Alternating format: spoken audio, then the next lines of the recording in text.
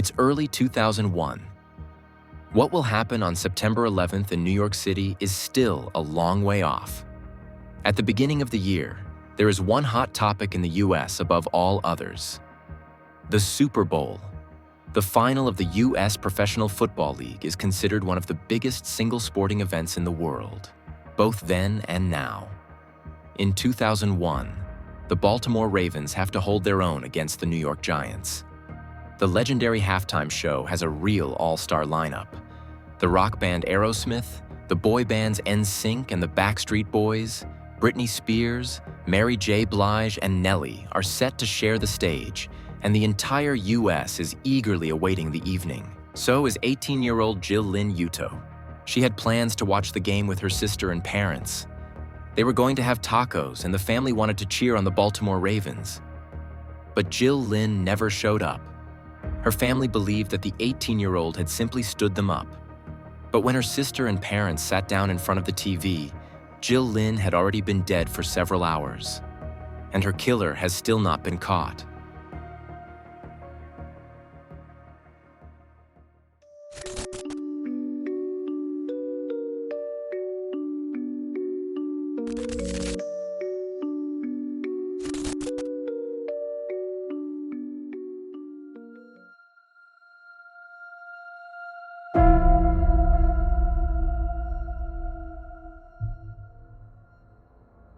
Jill-Lyn Euto is only 18 years old, but she has been standing on her own 2 feet for several months now, at least to some extent. Jill-Lyn loves her mother and sister more than anything, but she loves her independence just as much. She has always done her own thing. This became clear after 9th grade at the latest. That's when Jill-Lyn dropped out of school. Not because she didn't want to learn anymore, but because she wanted to do it at her own pace. And she succeeded. Jill-Lyn managed to graduate on her own. So no one was surprised when Jill wanted to move out at 18. It just suits her. That's how she came to live in her own little studio apartment. However, she is staying in her hometown of Syracuse, a large city in the state of New York. The apartment Jill-Lyn moved into in 2001 is only 20 minutes away from her mother and sister. The 18-year-old's one-room apartment is on the 6th floor of a residential building at 600 James Street. This means that the family can still see each other regularly and keep in personal contact. But the 18-year-old is as independent as can be. Jill-Lyn even pays for the apartment entirely on her own, even if that means she has to work quite a lot and make a few sacrifices. There is a shopping center called Shopping Town Mall near her apartment. Jill-Lyn has found a job there in a clothing store, which allows her to finance her small apartment. For now, the job suits her just fine. She's independent and can take the bus to and from work. But in the long term, the 18-year-old has other aspirations. Eventually, Jill-Lyn would like to do something in the medical field, perhaps become a paramedic. The idea of helping other people and earning a living doing so is perfect for her. And she wants to be a mom someday. But at 18, that's still a long way off. Jill-Lyn actually has plenty of time for that. But at the end of January 2001, her life will come to a violent end from one day to the next. On the morning of January 28th, Jill-Lyn calls her mother and sister at home. It is around 11 a.m. Her sister Jenna answers the phone. Just in time, because Jenna and their mother were about to leave the house. Jill-Lyn says she would like to speak to her mother Joanne briefly.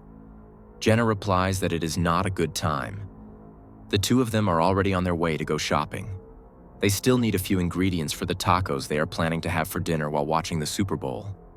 For her younger sister Jenna, this is just a passing moment. She doesn't think much of the call. Jill-Lyn was going to come over later that evening to watch football anyway.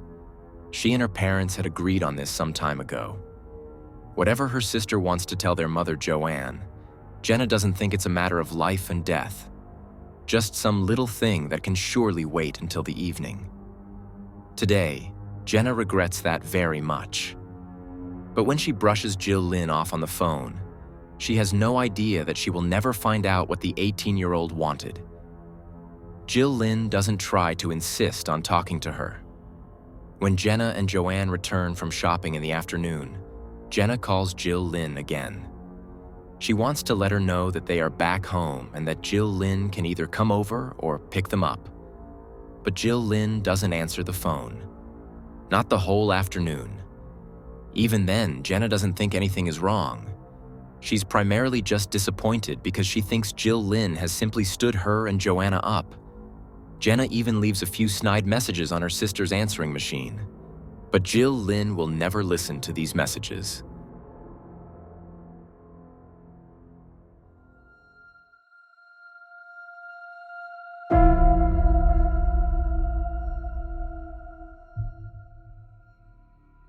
It's early 2001.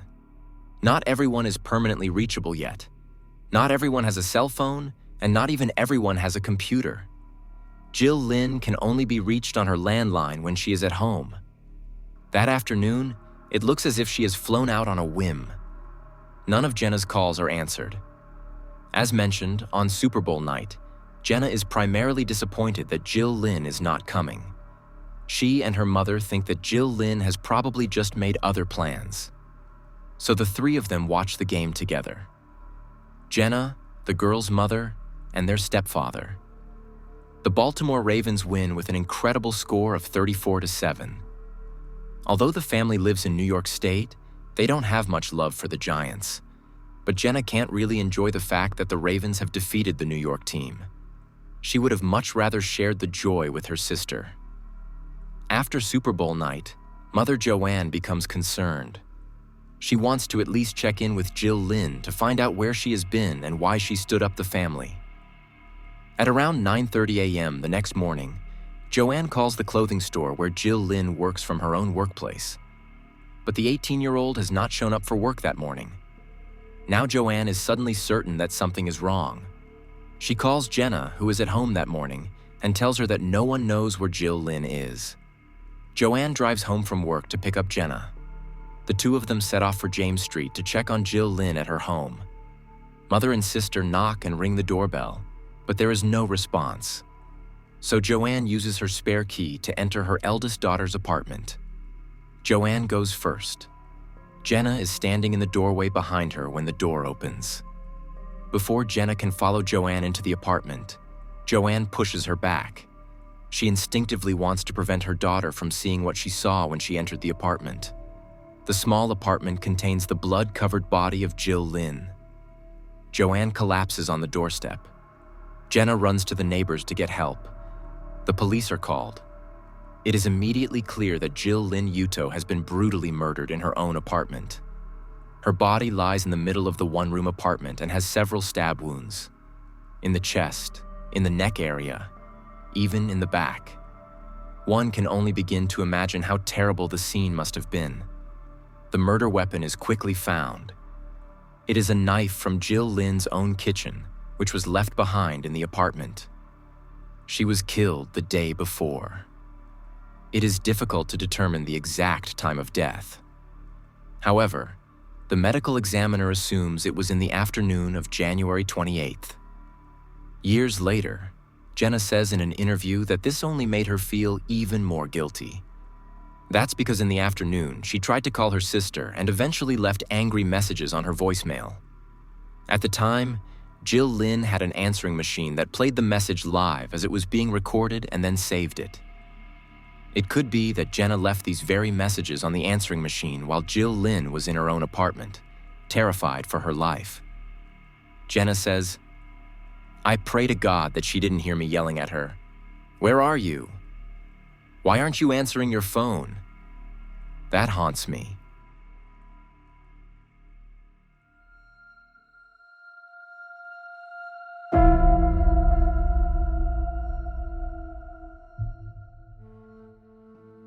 There are no signs of forced entry at Jill-Lyn's apartment. This suggests that Jill-Lyn voluntarily let the perpetrator into her apartment. In an interview years later, the coroner in charge of the case also said, "Stabbing is a very intimate way to take someone's life. This is probably due to the physicality and immediacy that it requires. Accordingly, it is assumed that Jill-Lyn must have known her killer." In an interview, however, Jill-Lyn's uncle once said that despite her independence, the 18-year-old was also very gullible. He can well imagine that someone could have taken advantage of the fact that Jill-Lyn was quick to trust others and had a big heart. Her uncle Steve also reports that Jill-Lyn did not always make the right friends. Over the years, there were probably a few suspects whom the police investigated more closely, but no one was arrested or even charged. As you can imagine, Jill-Lyn's mother never recovered psychologically from what she had to see in her daughter's apartment on January 29, 2001. She is even less able to recover from the fact that the case of Jill-Lyn will never be solved. Joanne calls the Syracuse police station every day in the hope that there will finally be some news. But there are no clues or tips. She is trying everything humanly possible to bring the case to the attention of the media. She holds public vigils in the town in honor of her daughter. Reports about Jill-Lyn are shown on shows such as Unsolved Mysteries and America's Most Wanted. Nevertheless, this unsolved murder case remains relatively unknown to this day. Jill-Lyn's sister Jenna herself says she no longer believes the case can be solved after almost a quarter of a century has passed. The only hope would be that the murderer or an accomplice would eventually want to clear their conscience and come clean. In 2016, on the 15th anniversary of the murder, the police held a press conference. It was announced that the police had repeatedly questioned the other tenants at 600 James Street. According to the police press spokesman at the time, various individuals were being kept under observation. There was probably even enough evidence to create a DNA profile of the perpetrator and thus convict him. That actually sounds quite promising. In 2021, one of the investigators said that there were several names that had come up in police files in connection with both the Jill-Lyn Euto case and other cases. So it seems that suspects known to the police are being kept on the radar. However, nothing ever came of it. This is despite the statement made 5 years earlier that DNA traces of the perpetrator were still available. At the time, the investigator said, "There were numerous persons of interest who were considered suspects, but for various reasons, no arrests were made." Unfortunately, the reasons for this and the identities of the persons of interest remain unknown to this day. In early 2025, the head of the police department in charge is again asked for an interview by the U.S. program Dateline. He declines the request for an interview. Jenna answers the journalist's questions and describes everything as best she can. Her mother, Joanne, has since passed away and never found out who took her daughter's life. After Jill-Lyn's murder, Joanne was unable to work normally and lived on Social Security payments. It was not until 2007 that she took a job again to supplement the family's income. While working as a temporary employee at a garden center, Joanne fell from a roof. She died a day later from head injuries sustained in the fall. As I read more about the case during my research, I found it really shocking how little is known about the crime against Jill-Lyn. Because what happened to the 18-year-old is truly incomprehensible. And then there's the mysterious element of the phone call that morning. Why did Jill-Lyn want to talk to her mother? Was it perhaps just some minor thing that had nothing to do with what happened to her just a few hours later? Or was there something that was worrying the young woman, which is why she wanted advice from her mother? Unfortunately, we will never know. But I hope that the perpetrator will be found someday, even if it doesn't seem like the cold case is high on the New York Police Department's list of priorities.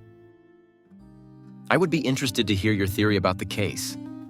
Do you think the phone call had anything to do with the murder, or was it just a coincidence? And why do you think the police haven't arrested anyone yet, despite the DNA evidence? I would have liked to present you with more information to base your opinion on, but unfortunately, what is mentioned in the video is really all that has been published about the murder. The case actually seems very solvable. But so far, there is still no answer to the question of who the perpetrator is. By the way, you can also support the channel by leaving a comment. Any interaction increases the likelihood that the video will be recommended to people who have not yet subscribed to Insolito. Other than that, there's not much else to say. I wish you a good morning, afternoon, or evening, depending on when you're watching the video, and I hope to see you again in the next video. Until then, bye everyone.